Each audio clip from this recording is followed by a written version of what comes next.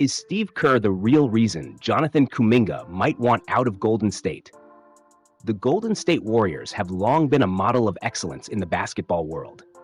Known for their championships, iconic ball movement, and the brilliance of Stephen Curry, they have created a standard that most franchises dream of reaching. But with greatness comes change, and that change is not always smooth. As the team transitions from the Curry era into something new, tension has surfaced, especially surrounding one of the franchise's most promising young players, Jonathan Kuminga. There is one burning question echoing among fans, analysts, and even former players. Is head coach Steve Kerr the reason Kuminga may be considering a future outside of the Bay? This is not just another offseason rumor. The concerns are real. Jonathan Kuminga was drafted with high expectations. He was supposed to be the bridge between the aging core and the future. And yet, despite clear signs of progress and growth, Kuminga's role with the team remains inconsistent. His minutes have fluctuated, his touches have been limited, and his fit within Steve Kerr's system has come under constant scrutiny. As frustration reportedly builds behind the scenes, many are beginning to wonder if the real roadblock is not Kuminga's ability, but the coach's trust in him. Let us first look at Kuminga as a player.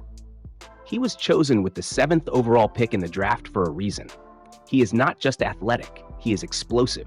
He defends multiple positions, runs the floor with ease, and finishes at the rim with power and finesse.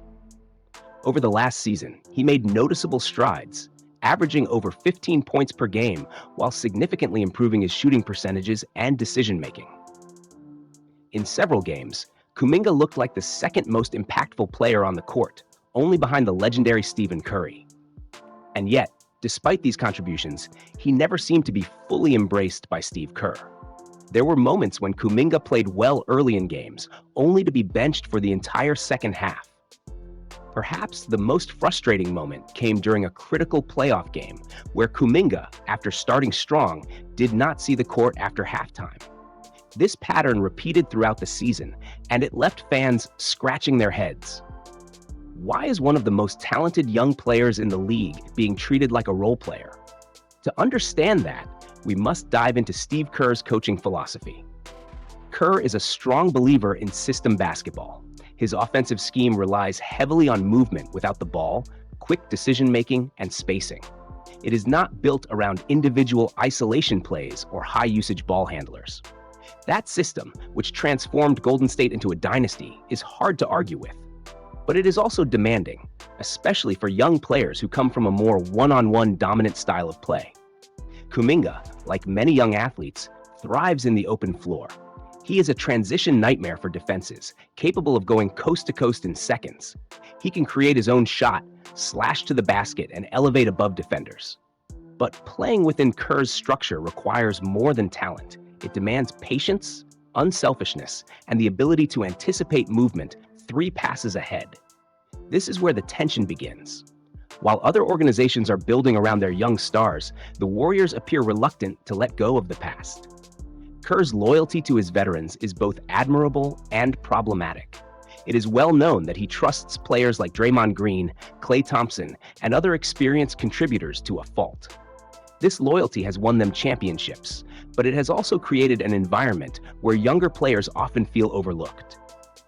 James Wiseman, once the number 2 pick, never found a rhythm in Kerr's system and was ultimately traded for minimal value. Are we watching the same story unfold with Kuminga? The deeper issue may not just be about playing time, it may be about communication. According to several reports, Jonathan Kuminga does not feel fully supported by the coaching staff. He wants more responsibility. He wants to be a centerpiece. And after the year he just had, he deserves the chance to prove himself in that role. If that opportunity does not come in Golden State, he may look elsewhere for a team that believes in his potential. This would be a massive blow to the Warriors, especially as they try to rebuild while remaining competitive. Kuminga is not a project anymore. He is a ready contributor, and under the right leadership, he could become a star. The question is whether Steve Kerr is willing to adjust his approach to unlock that potential. If not, the franchise may lose one of its most valuable young pieces. There are signs that even within the Warriors front office, there is division. Some decision-makers reportedly believe that the team needs to evolve. The league is changing, faster, younger, and more dynamic than ever. Hanging on to the old formula may no longer be enough to compete with teams that are giving the reins to their young stars and adapting to modern trends. Others in the organization still believe in Kerr's vision and feel that the culture he built is too valuable to disrupt. But culture alone does not win championships. Talent development does. That is where Golden State may be falling behind. You can only rely on veterans for so long before the future passes you by. At some point, every dynasty must turn the page. The decision with Kuminga may be that moment for the Warriors. For Kuminga, the path forward is uncertain. He could stay and fight for a larger role, but only if he sees real commitment from the coaching staff. He could also explore other teams where he would be prioritized immediately. In a league that values potential and versatility, there would be no shortage of interest. So where does this leave Steve Kerr? He is undeniably one of the most respected coaches in basketball. His leadership has guided the Warriors through historic moments. But every coach must evolve. If Kerr cannot find a way to relate to and empower the next generation of players, his style may become a liability rather than a strength. His system must be flexible enough to include players like Kuminga, not exclude them. The good news is that it is not too late. The Warriors still have time to make this right. Kerr and Kuminga can sit down, realign expectations, and work toward a shared vision. The organization can create a plan that gives Kuminga meaningful opportunities while maintaining the integrity of their system. But that window is closing. The fans are watching closely. They are emotionally invested in Kuminga's journey. They have seen his talent and recognize his value. If the Warriors let him slip away, especially due to stubborn coaching or outdated philosophies, the backlash could be significant. Golden State has always been a team that blended brilliance with joy. The ball movement, the chemistry, the togetherness, that is what made them special.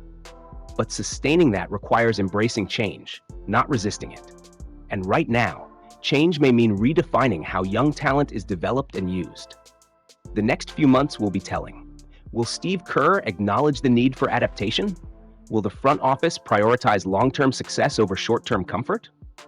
Will Jonathan Kuminga be given the platform he has earned, or will he become another name on the list of missed opportunities? The Warriors have a choice to make, and it may be one of the most important decisions of their modern era. So now we turn to you. What do you think? Is Steve Kerr limiting Jonathan Kuminga's growth? Should the Warriors modernize their system to fit their young talent? Or should they stick to the formula that made them champions, even if it means losing potential stars? Share your thoughts in the comments.